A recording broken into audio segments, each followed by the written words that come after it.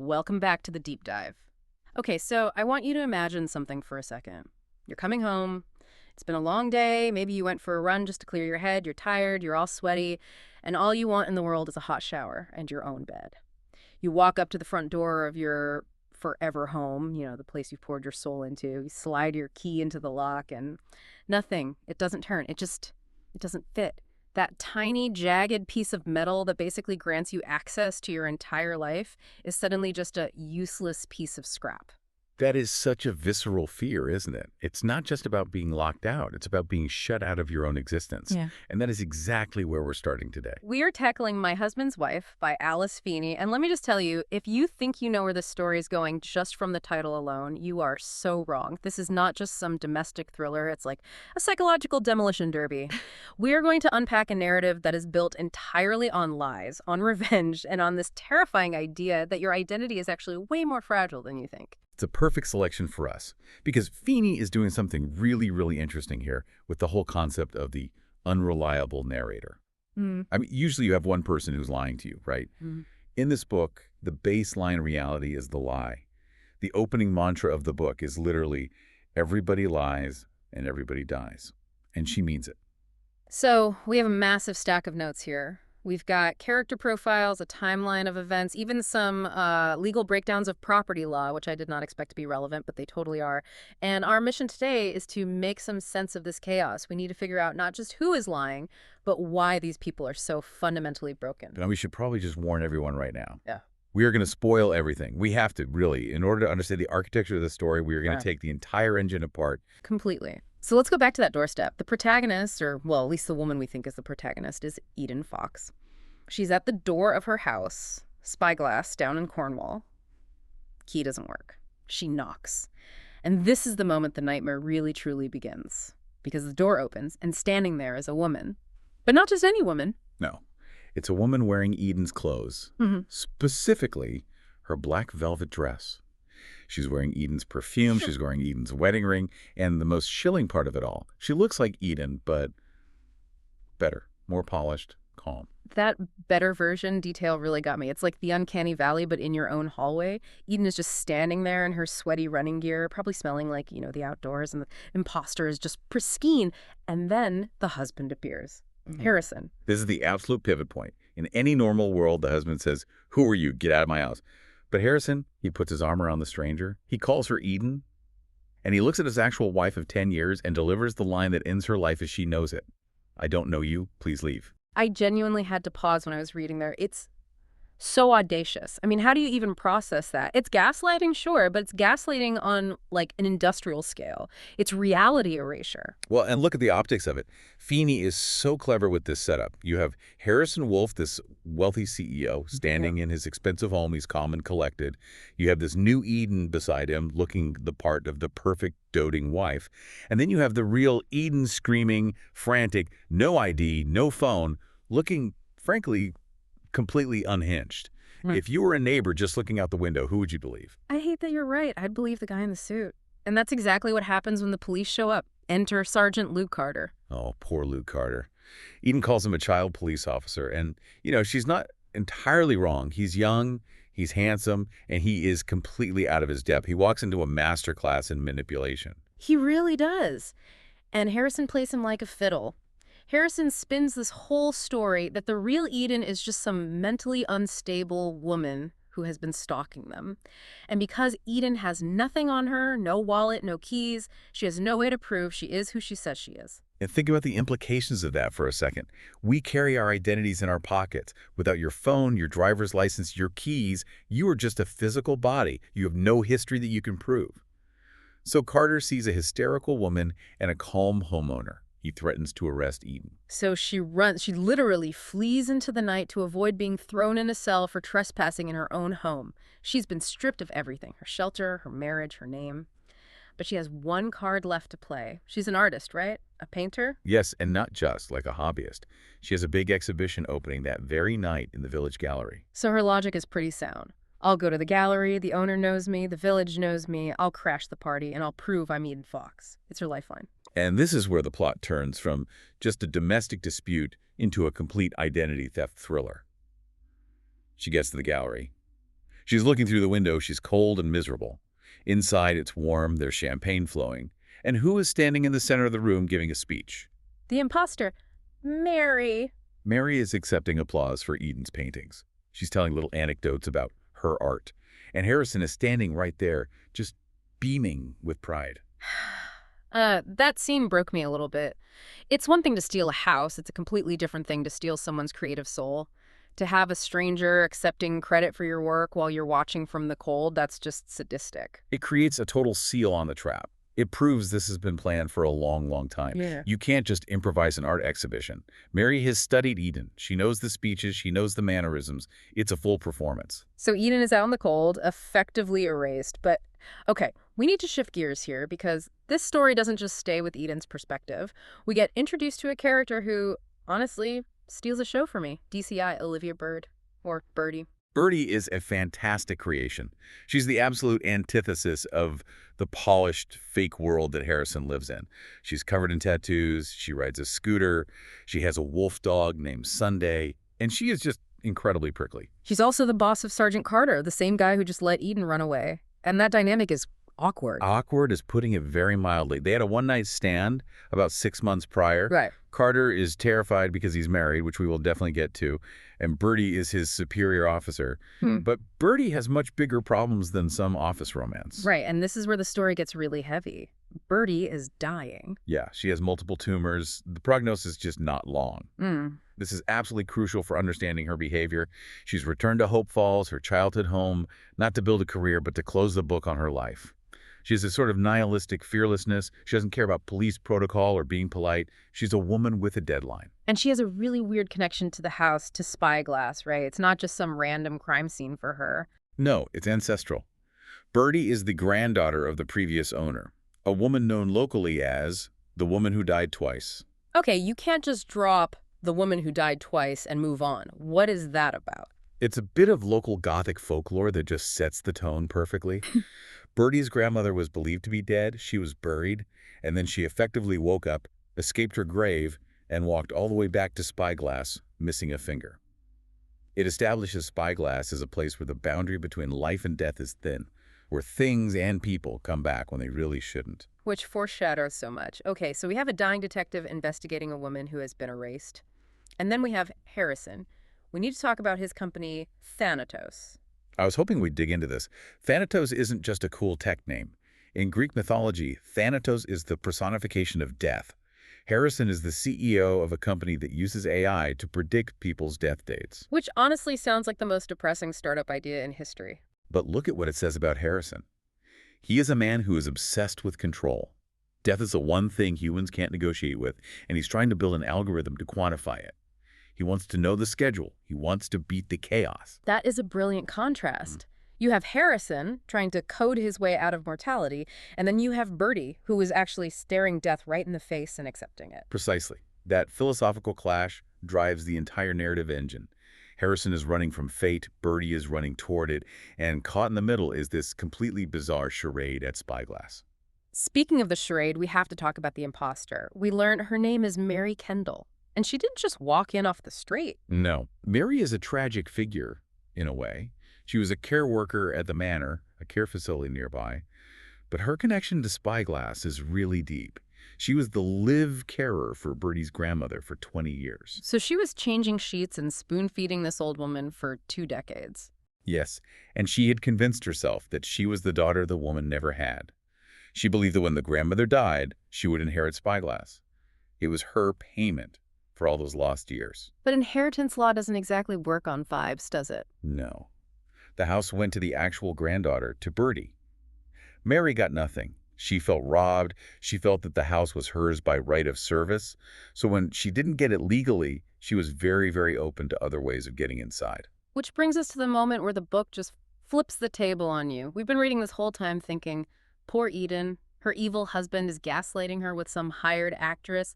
But then Birdie drops a bomb. The first wife reveal. I remember reading this and thinking I had, skipped a chapter. Birdie isn't just the detective. She is Harrison's first wife. And it recontextualizes every single interaction Birdie has had with the case up to this point. She's investigating a stranger. She's investigating her ex-husband. Yeah. It goes even deeper. Harrison and Birdie had a daughter, Gabriella. And this is where my sympathy for Eden just completely evaporated, because Eden wasn't just some innocent woman Harrison met at a coffee shop later in life. Yeah. Who was Eden? Eden was the nanny. 10 years ago, Eden was hired to care for their daughter, Gabriella. And something happened to Gabriella. A horrific accident. Gabriella was left broken in the road. She survived, but she developed selective mutism. She hasn't spoken in a decade.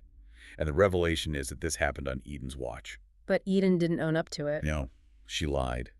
She covered up her negligence.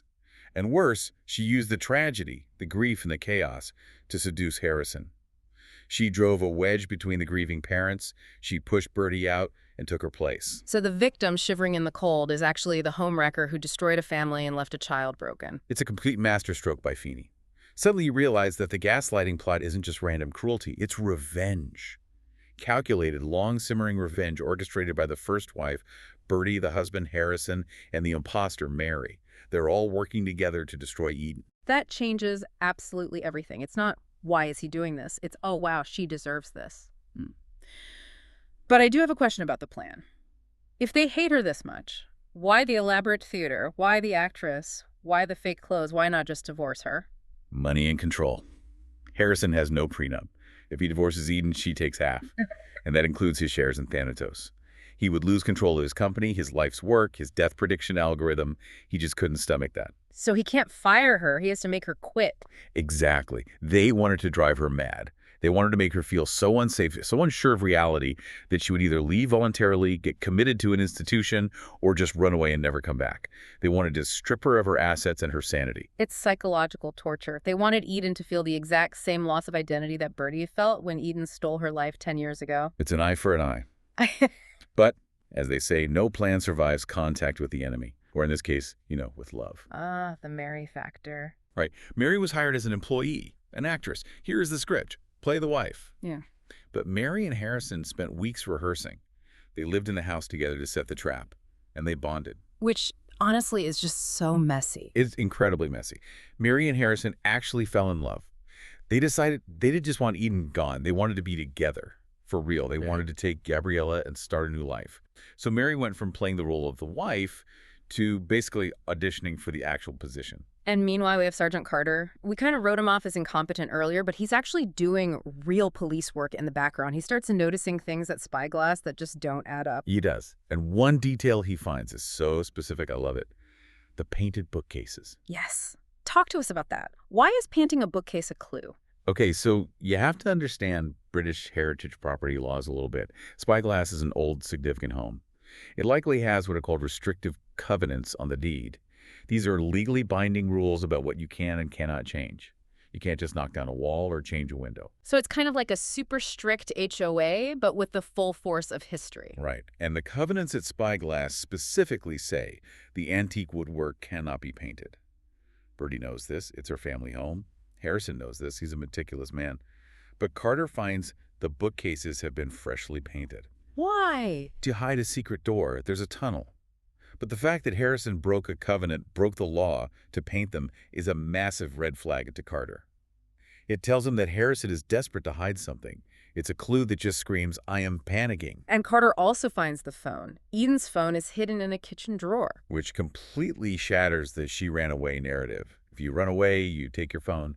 If you go missing, your phone is with you. Yeah. If your phone is in the back of the husband's drawer, you didn't leave, you were removed. So Carter figures it out. He realizes Mary and Eden are being swapped. He even connects Mary to the manor where Gabriella lives. He realizes Mary is Gabriella's carer. That's the link.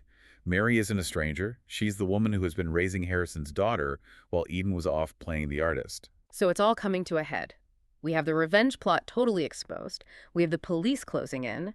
And then a body washes up on the beach. The classic thriller pivot. Yeah. A body, face smashed against the rocks, completely unidentifiable. And the tension here is just incredible because we have three candidates. Is it Eden? Is it Mary?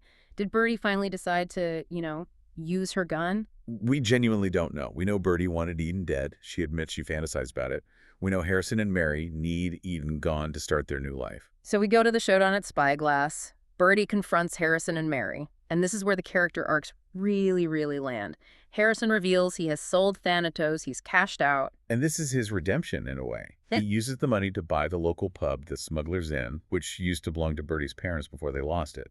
He buys it back and he gives it to Bertie's family. It's a bribe, sure, but it's also an apology. He's acknowledging the past. He tells Bertie he's leaving the country with Mary and Gabriella. And Bertie, the detective, the woman who has been wronged, she lets them go. That scene surprised me. Why does she let them walk? Because she's dying. She has to make a choice about what justice looks like for her daughter. She knows she can't be a mother to Gabriella. She won't be around long enough. And she sees that Mary actually loves Gabriella. Mary has been the one caring for her all this time. So Bertie sacrifices her own need for revenge to ensure her daughter has a future. That is heartbreakingly pragmatic. So Harrison, Mary, and Gabriella escape. They fly off to a new life. Bertie moves back into Spyglass, reclaiming her home. But that leaves a massive gaping hole in the story. The body. Right. If Harrison and Mary left, and Bertie is sitting on the porch, who is dead on the beach? It's Eden, the real Eden Fox. So the question becomes, who killed her? It wasn't the husband, it wasn't the ex-wife, it wasn't the impostor. This is the twist that I think is the most brilliant part of the whole book, because it relies on us, the readers, being just as biased as the characters. We need to talk about Jane. Jane, Sergeant Carter's wife. Plain Jane. I'm going to be honest, I completely forgot she existed for about 150 pages. She's just there. She's making lasagna. She's breastfeeding the baby. She's complaining about Luke being late. She is the wallpaper of the story. And that is exactly the point. She is the invisible woman. Mm-hmm. We ignore her because she fits the stereotype of the boring domestic housewife perfectly. We don't see her as a threat because we don't really see her at all. But she sees everything. There's a scene earlier in the book, remember, Eden is desperate. She's at the police station. Luke Carter is the only person who might believe her. In a moment of absolute panic and just terrible judgment, Eden tries to seduce him. She kisses him, thinking maybe she can manipulate him into helping her. Which is a terrible move, by the way. It's a desperation move. Yeah. But Jane is watching. She looks in the window, and what does she see? She sees this glamorous, beautiful blonde artist shoving her tongue down her husband's throat. And Jane doesn't see a victim. She sees a predator. She sees a threat to her family. Mm-hmm. And Jane, the boring housewife, has a primal protective streak. She follows Eden. Eden runs to the waterfall, which is the local suicide spot, because she's hopeless. Jane follows her there. And this interaction is so chilling. Jane doesn't hesitate. Right. She doesn't monologue. She sees the woman trying to wreck her home, and she pushes her off the cliff. Just like that. Just like that. It's brutal efficiency. And the irony of the title, My Husband's Wife, lands so hard here. Yeah. We spent the whole book thinking the title referred to Bertie, the first wife, or Mary, the fake wife. But it's Jane. Jane is the ultimate husband's wife. She kills to protect that title. And she gets away with it. That's the real kicker. Oh. The police, her husband, never suspect her. They assume Eden committed suicide or that it was part of the Wolf family drama. Jane goes home, washes her hands, and goes back to making lasagna. It's terrifying because it validates her invisibility. She is so underestimated that she can commit murder and no one even looks in her direction. It's a commentary on how society views women in these domestic roles. We assume they are passive. Feeney is saying, don't bet on it. So let's look at the aftermath. The dust settles. Eden is dead. A tragic end. She was a victim of the gaslighting. Undeniably. But let's not forget, she was the architect of the original tragedy. She destroyed a child's life and lied about it. In a twisted way, karma caught up with her. Harrison and Mary are gone. They got the happy ending, which feels wrong. It does feel wrong, doesn't it? Yeah. The villains get away. Yeah. But they had to shed their identities to do it. They have new names, a new country. They had to kill who they were in order to survive. And Bertie. Bertie gets the most poignant ending, I think. She moves into Spyglass. She has her dog. She reconnects with Gabriella before she leaves. She accepts her diagnosis. She stops fighting time, unlike Harrison, who tried to control it with his algorithms. And she decides to just live in it. She reclaims her narrative. She dies in her own home, on her own terms. Exactly. And that brings us to the core themes. Identity is the big one. In this book, identity is a costume. You put on a black velvet dress, you become the wife, you take off the wedding ring, you're nobody. It's performative. It suggests that we are only who people believe we are. If your husband says, I don't know you, and the police believe him, you cease to exist. That is a terrifying existential horror. And the cycle of theft. It's women taking things from other women. Eden took Bertie's husband. Mary took Eden's house. Jane took Eden's life. It's a circle. It's predatory. It just strips away the whole idea of sisterhood and replaces it with survival of the fittest. I want to circle back to the Thanatos idea one last time. Why do you think Feeney included that specific sci-fi element? It almost feels out of genre. I think it's there to highlight the futility of control. Harrison spends his entire life building a machine to predict death. He wants to know the end date. But in the end, he has to run away into the unknown to survive. He can't control anything. Meanwhile, Birdie, who knows her end date, finds peace. The technology is a foil for the human condition. That is a solid takeaway. It elevates the book from a simple whodunit to a why do we live like this? It asks, what would you do if you knew the clock was ticking? Would you build an app, or would you settle your scores? Well, this has been a wild ride. From keys that don't fit, to secret tunnels behind painted bookcases, to a fatal shove at a waterfall. My Husband's Wife is a masterclass in making you doubt everything. Including the person sitting across the breakfast table from you. Don't say that. But you're right. I want to leave you with a thought today. We talked about identity theft. We talked about how easy it was for Mary to step into Eden's life just by putting on a dress and having the husband play along. It's a total nightmare scenario. So here is the question. If you could steal someone else's life, their house, their partner, their reputation, and everyone around you believed you were them, how long would it take before you actually became them? Or are we all just playing roles waiting to be recast? Something to mull over tonight. Okay. Maybe check your locks. And maybe be nice to the invisible people in your life they might be watching. Thanks for listening to The Deep Dive. We'll see you next time.